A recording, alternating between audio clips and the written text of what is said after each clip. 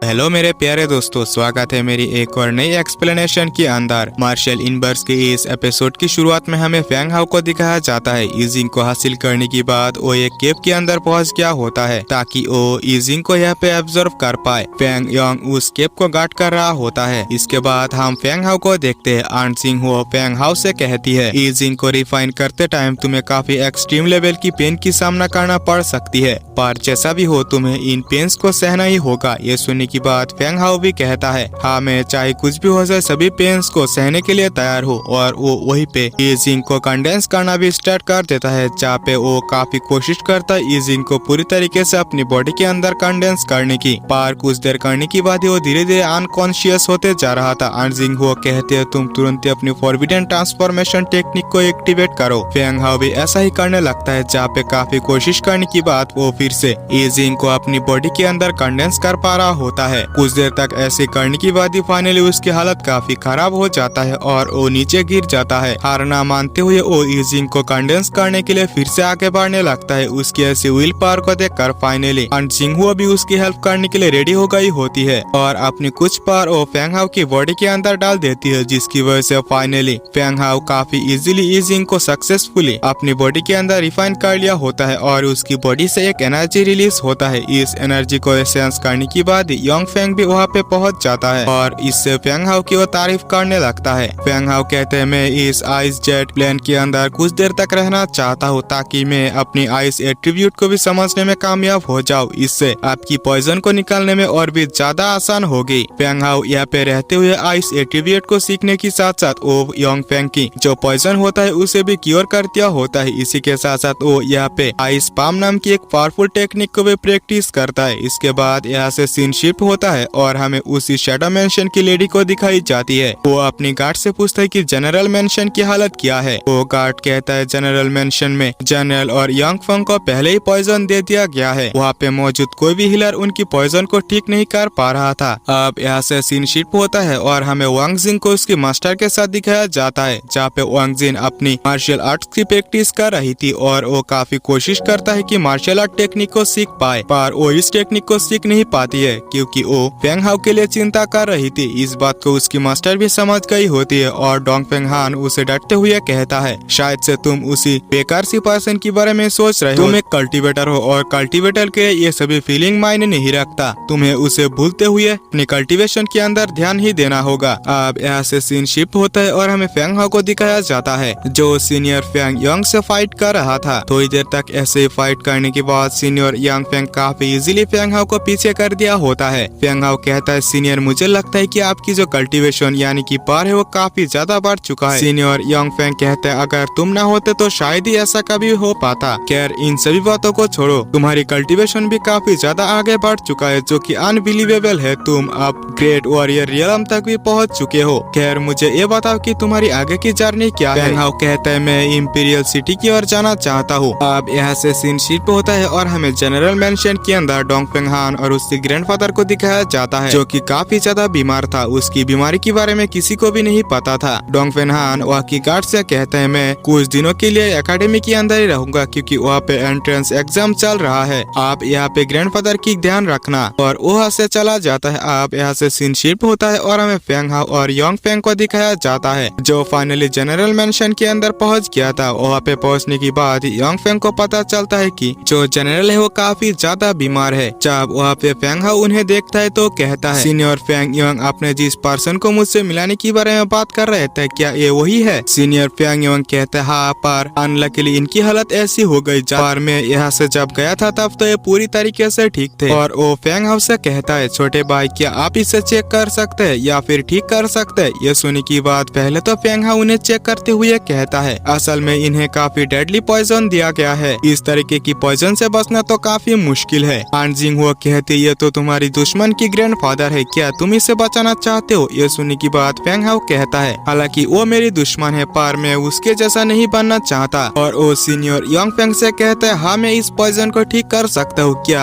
आप दोनों थोड़ी देर के लिए बाहर जा सकते हैं। वे दोनों भी बाहर चले गए होते हैं। इसके बाद Feng how red lotus seat को निकलते हुए कहता है, क्या मेरे लिए ये करना सही है। आन सिंह वो भी कहती है, अपने दुश्मन के लिए तुम इस तरीके की रियल ट्रेजर का यूज क्यों कर रहे हो, तुम्हें ऐसा नहीं करना चाहिए। पर फेंग हाउ डिसाइड डिसाइड कर लेता है उन्हें बचाकर ही छोड़ेगा और वो रेड लोटस सीड का इस्तेमाल करते हुए काफी इजीली उनकी पॉइजन को सप्रेस कर दिया होता है। इसके बाद वो बाहर आते हुए सीनियर यंग फेंग से कहता है उनकी पॉइजन अब पूरी तरीके से सप्रेस हो चुका है, थोड़ी देर बाद वो होश में आ जाएंगे। अब यहाँ से सीन शिफ्ट होता है और हमें मार्शल आर्ट एकेडमी के अंदर दिखाया जाता है जहाँ पे की एंट्रेंस एग्जाम चल रहे होते हैं। वहाँ पे एंट्रेंस एग्जाम को ले रहे मास्टर कहता है यहाँ पे मौजूद डिसाइपल्स को एग्जाम के हिसाब से सामने मौजूद स्टोन पिलर के अंदर अपने हाथ रखना है। इसके बाद ही डिसाइड किया जाए कि वो डिसाइपल एडमिशन लेने लायक है या नहीं। वहाँ पे मौजूद कई सारे डिसाइपल इस टेस्ट को दे रहे होते हैं। ऐसा ही टाइम बीतता जाता है और एंट्रेंस एग्जाम भी खत्म हो चुका था, लेकिन फेंग हाओ तो अभी तक यहाँ पर नहीं आया था। वान जिंग भी फेंग हाओ के लिए उदास होते हुए वहाँ से जाने लगती है, पर तभी वहीं पे फेंग हाओ भी पहुँच चुका होता है। फेंग हाओ को देखने की बाद वांग जिंग तो काफी ज्यादा खुश हो गई होती है और वो कहती है मुझे लगा था कि तुम यहाँ पे नहीं आओगे। फेंग हाओ कहते हैं पर मैं ऐसा कैसे कर सकता हूँ। इसके बाद वांग जिंग वहाँ पे मौजूद मास्टर से रिक्वेस्ट करते हुए कहती है मास्टर क्या आप इस टेस्ट को फिर से कंटिन्यू कर सकती है। ये सुनने की बात वो मास्टर भी इसके लिए एग्री हो गई होती है और वो मास्टर फेंग हाओ से कहता है तुम जाकर सामने मौजूद स्टोन पिलर के अंदर अपने हाथ रखो। फेंग हाओ जैसे ही उस स्टोन पिलर के अंदर अपने हाथ रख वो किसी और ही स्पेस पर पहुंच गया था जहाँ पे कि उसकी एक क्लोन था। जैसे ही वो उस क्लोन को टच करने की कोशिश करता है वो क्लोन उल्टा ही उसके ऊपर अटैक कर दिया होता है और इसी के साथ ये एपिसोड भी यहीं पे एंड होता है। तो अगर आप लोगों ने अभी तक हमारे चैनल को सब्सक्राइब नहीं किया तो प्लीज कर लेना। इसी के साथ वीडियो को लाइक जरूर से कर देना और कमेंट में बताना कि वीडियो कैसी लगी। मिलते हैं नेक्स्ट वीडियो में, तब तक के लिए बाय बाय।